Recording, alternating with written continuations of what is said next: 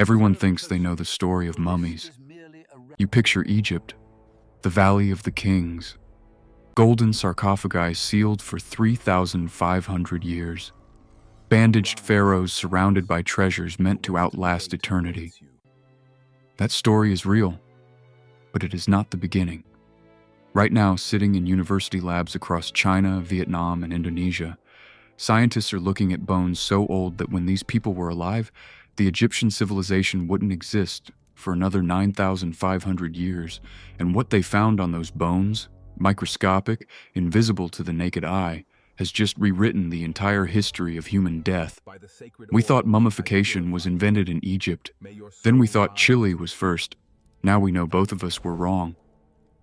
The oldest mummies in the world were smoke-dried, in caves, in the jungles of Southeast Asia, over fires that burned for days. And the people who made them weren't priests, weren't pharaohs. They were hunter-gatherers who had never seen a city, never written a word, and yet understood something profound about the dead. Today, we visit 7 of the most important sites in this discovery. And each one will show you something about the human relationship with death that Egypt never could. We begin not with a tomb, not with a pyramid. We begin with a single arm bone. In northern Vietnam, at a site that most people have never heard of, archaeologists found something that stopped them cold. An arm bone, burnt at a very specific temperature. Not enough to destroy it, not enough to cremate it, but enough, over a long period of time, to slowly dry it from the inside out. The bone dated to approximately 14,000 years before the present. To give you a sense of what that means, when this person died and was placed over a fire to be preserved, the mammoth had not yet gone extinct. Agriculture did not exist anywhere on Earth. There were no villages, no pottery, no writing. The human world was made entirely of stone tools, animal skins, and fires burning through the night. And yet someone chose not to leave this person behind. Con Con Gua, in Thanh Hoa Province, northern Vietnam. This is the site that gave us our oldest candidate. By 2013, archaeologists had excavated 267 burials there.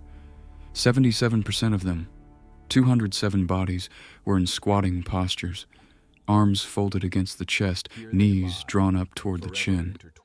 Bodies bound so tightly that you could not have simply placed someone that way after death, without intention, without effort, without ritual.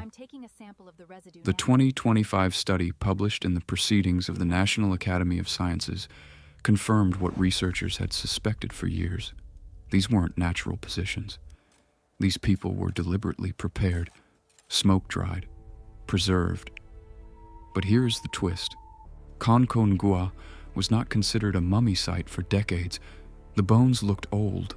They were. But it took X-ray diffraction and infrared spectroscopy, technology that didn't exist when this site was first excavated in 1978, to reveal what happened to these bodies after death. For 40 years, the oldest mummies in the world had been sitting in Vietnamese storage, mislabeled as ordinary burials, waiting for someone to ask the right question. Vietnam gave us 14,000 years, but Vietnam was not alone. While these people were building their fires in northern Vietnam, others, thousands of miles away, were doing the same thing. And they left behind a cave that would become the most significant prehistoric burial site in southern China. In northeastern Guangxi, China, there is a cave called Zhengpian. It was occupied, on and off, for approximately 5,000 years, from 12,000 to 7,000 years before the present. During that time, generation after generation returned here, not just to live, to bury their dead in a very specific way. Archaeologists found 26 pre-Neolithic burials inside, every single one in a flexed or squatting position. Every single one placed in a small pit, often covered, often marked. The people of Zhengpian were not a single tribe. They were not a single generation. They were multiple waves of humans across thousands of years, all making the same choice. When someone died, you folded them, you smoked them, and you brought them here. What does that tell you? It tells you this was not an accident. This was not a regional quirk. This was knowledge passed down generation to generation across 5,000 years of practice. 100 generations of people keeping the same secret. The 2025 study confirmed Zhengpian as one of 9 sites where smoke-drying mummification was definitively proven through chemical bone analysis. Using Fourier transform infrared spectroscopy, researchers found unambiguous evidence of low-temperature thermal exposure consistent with smoking over an extended period. Not cremation, not accidental fire, not campfire proximity. Deliberate, sustained, intentional heat applied to a body to change how it decays. Zhengpian wasn't a burial site that happened to use smoke. It was a smoke mummification sanctuary, a sacred place people returned to across 100 generations to perform the same act. The cave wasn't chosen because it was convenient. It was chosen because the dead were supposed to be there. From China, we crossed the sea, because this practice didn't stay on the mainland. It traveled, or arose independently, on an island thousands of miles away that holds one of the most complex prehistoric burial records in all of Southeast Asia. Gua Harimau means tiger cave in Indonesian. It is located in southern Sumatra, and since excavations began there in earnest in 2010, it has yielded something extraordinary.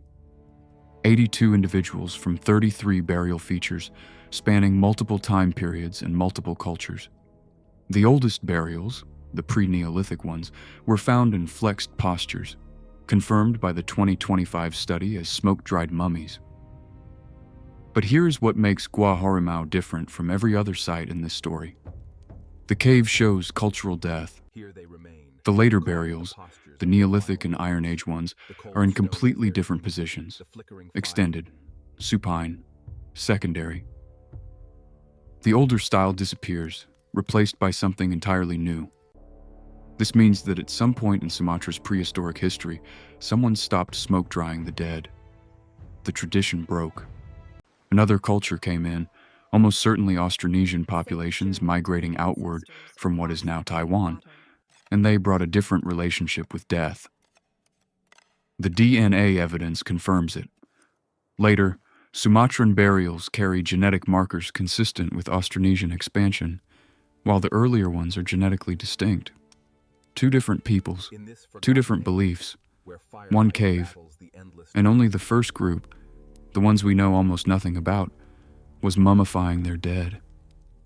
Who were they? We don't have their names, we don't have their language, we don't have their gods. We have bones, a cave, and the chemical signature of fire applied slowly, deliberately, to preserve what they loved. The most haunting detail from Gua Harimau.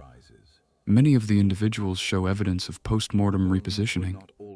The bones were not always found where the bodies were originally placed. They were moved, revisited, touched. People came back to these mummies long after they were dead, and they moved them.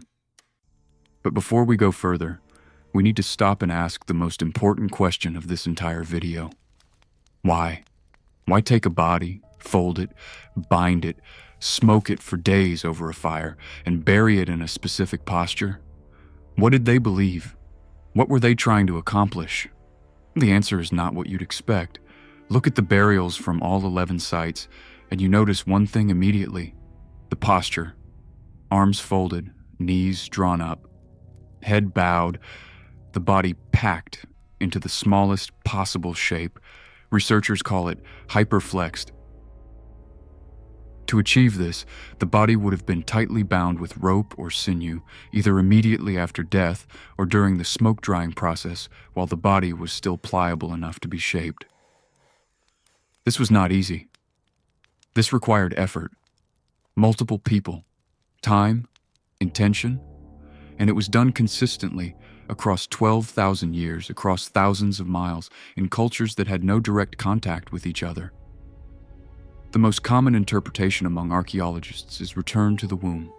The crouching position mirrors the fetal position. In many indigenous belief systems, including groups that still exist in Papua New Guinea and Aboriginal Australia, death is not the end of a journey, but a return to origin.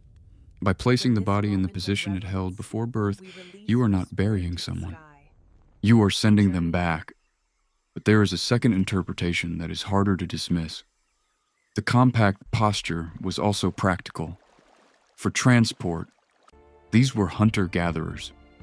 They moved. They did not stay in one place year-round, and the evidence suggests they carried their mummified dead with them.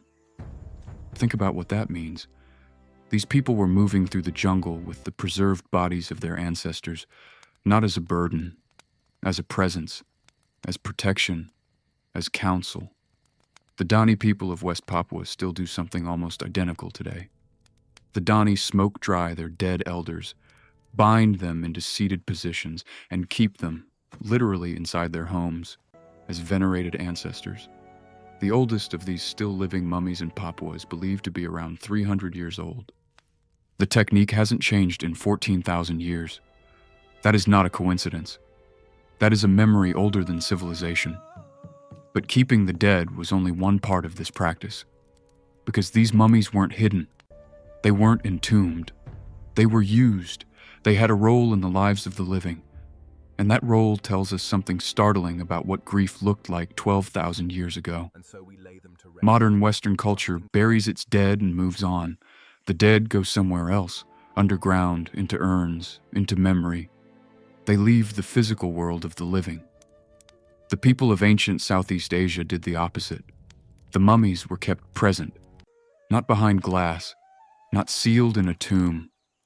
Among the living, in the same spaces where people slept and ate and made decisions. Researchers believe this was the primary purpose of smoke drying, not simply to preserve the body, but to extend the time the dead could remain in the world of the living, to delay the moment of final departure, to maintain the visible, tangible presence of someone who was gone but not yet gone. This is ancestor veneration at its most literal, not a prayer to an invisible spirit, a conversation with someone sitting in the corner of your cave, smoke darkened and dry, their face still recognizable, their hands still folded. The parallel to living traditions is striking. In Madagascar, a ritual called Famadihana, the turning of the bones, involves exhuming the dead every few years, rewrapping them in fresh cloth, dancing with them, and celebrating before returning them to the tomb. In Toraja, Indonesia, families keep the bodies of their dead at home for months or even years, treating them as though they are sick rather than dead, feeding them, speaking to them, waiting for a funeral that may not happen until enough resources have been gathered to do it properly. These are not fringe practices. They are not relics of ignorance. They are continuations of something that has been part of human culture for at least 14,000 years. Here is the twist that stays with you.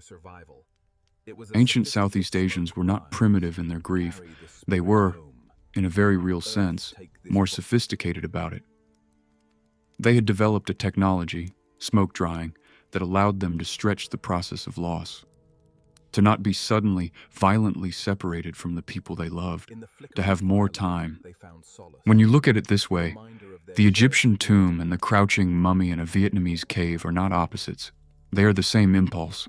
We cannot let them go. We cannot accept that they are simply gone. And so we do the extraordinary. We preserve them. We keep them present. We refuse to let death be final. Now here is the question that haunts every researcher who worked on this study. If this practice was so widespread, spanning 12,000 years and thousands of miles, why did we not know about it until 2025? Why did it take this long? The answer lies in the science, and what that science required. For over a century, archaeologists had been excavating these sites and finding exactly what we described. Bones in flexed postures, buried in pits, sometimes with charring on the surface.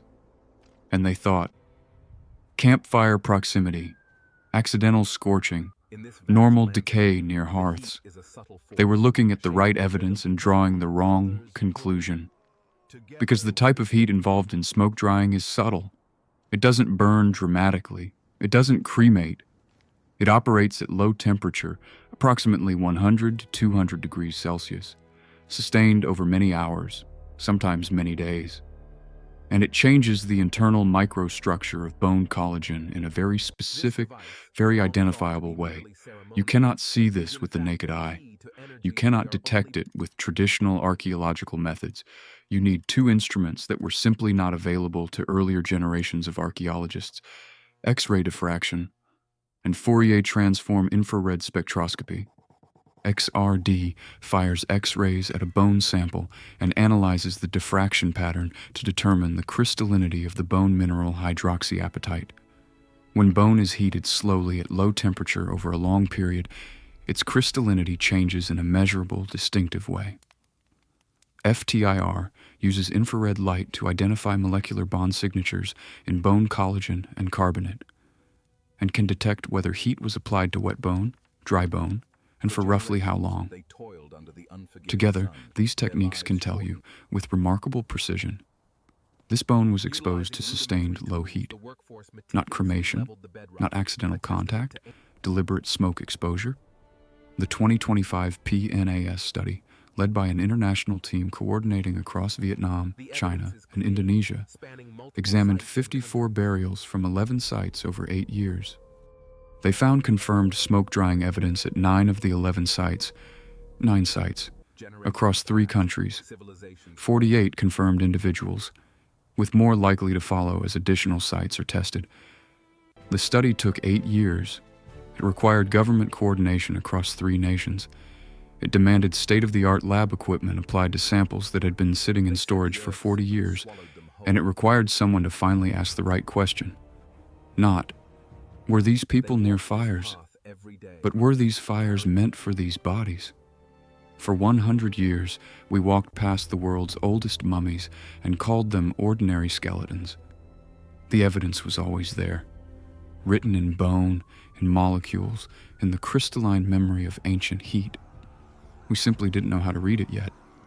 And now we arrive at the final revelation, the one that changes not just how we understand mummies, but how we understand ourselves. Because this discovery doesn't end in a laboratory. It ends somewhere much stranger and much closer to home. Here is the history of mummification as the world understood it before September 2025. Egypt, Old Kingdom, approximately 4,500 years ago, the most famous mummies in history. Before Egypt, the Chinchorro culture of northern Chile, 7,000 years ago. Sophisticated, deliberate mummification, organs removed, bodies reconstructed with clay and reeds, skin sewn back into place, that predated Egypt by 2,500 years. The Chinchorro were, until 2025, the earliest known practitioners of intentional human mummification on Earth. That record is now gone. 14,000 years, northern Vietnam. A single arm bone with the chemical signature of smoke, then confirmed across 54 individuals, 11 sites, 3 countries, 12,000 continuous years of practice. Southeast Asia was mummifying its dead when Egypt was still 9,500 years in the future, when the Chinchorro were still 7,000 years from performing their first ritual. But here's the detail that changes everything. This tradition did not die. In West Papua, Indonesia, the Dani people still smoke mummify their deceased elders today. The same method, the same crouching posture, the same purpose, to keep the ancestor present among the living. The most famous of these preserved individuals is a warrior chief named Agat Mamate Mabel, believed to have lived and died approximately 300 years ago. He sits in a traditional Honai hut today, smoke darkened, preserved, cared for by his descendants, consulted before major community decisions. Agat Mamate Mabel and the anonymous hunter-gatherer whose arm bone rests in a Vietnamese laboratory. They are connected. Across 14,000 years, by an unbroken chain of practice, belief, and fire. There is no other funerary tradition on Earth with a confirmed continuous record of this length, not Egyptian mummification. That practice ended with Roman conquest. Not Chinchorro. That culture vanished without documented successors. Only smoke drying in Southeast Asia survives as a living, practiced, meaningful tradition, with an archaeological record stretching back 140 centuries. The question archaeologists are now confronting is the hardest one. Did this practice originate in a single location and spread westward and southward across the region? Or did it arise independently in multiple cultures across Southeast Asia because something about the human mind, something universal, instinctively reaches for preservation when it faces loss? We don't know. But the evidence suggests that 14,000 years ago, in a cave in northern Vietnam, someone lost someone they loved, and they could not let them go. So they built a fire, and they sat with their dead, and they did something that no human before them had ever done, or so we thought, for a very long time. What they did still echoes in a hut in West Papua, in a ritual in Madagascar, in a funeral home in Taraja, in every human heart that has ever stood beside someone they loved and refused to believe that this was the end. 7 sites, 7 windows into the oldest act of preservation the human species has ever performed. A 14,000-year-old arm bone in Vietnam, 26 squatting burials in a Chinese cave, 82 individuals on a Sumatran island, bodies carried through jungles, ancestors kept beside the living, the dead consulted before battle. Egypt was not the beginning. Egypt was not even close to the beginning. Here's what I want to leave you with. Every civilization, at every point in history, on every continent, has answered the same question. What do we do with the people we love when they die?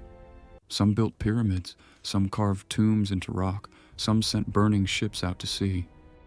And some, in the caves and jungles of Southeast Asia, across 12,000 years of unbroken practice, smoked the bodies of their dead and carried them with them through the world, refusing to let the boundary between living and gone be final. That refusal is not primitive. It is the most human thing I have ever encountered in the archaeological record, because if you strip away the pyramids and the bandages and the golden masks, what you find underneath every funerary tradition in human history is the same thing. We cannot accept that they are simply gone, and so we do the extraordinary. We find ways to keep them present, to let them stay a little longer. 14,000 years ago, in a cave in Vietnam, someone understood this. They had no writing, no civilization, no priests or philosophers to explain death to them. They just had fire, and someone they were not ready to lose. Comment below. Of all the sites we covered today, which one changes the way you think about death the most? And if you want to keep exploring the world's oldest secrets, subscribe, because we are just getting started.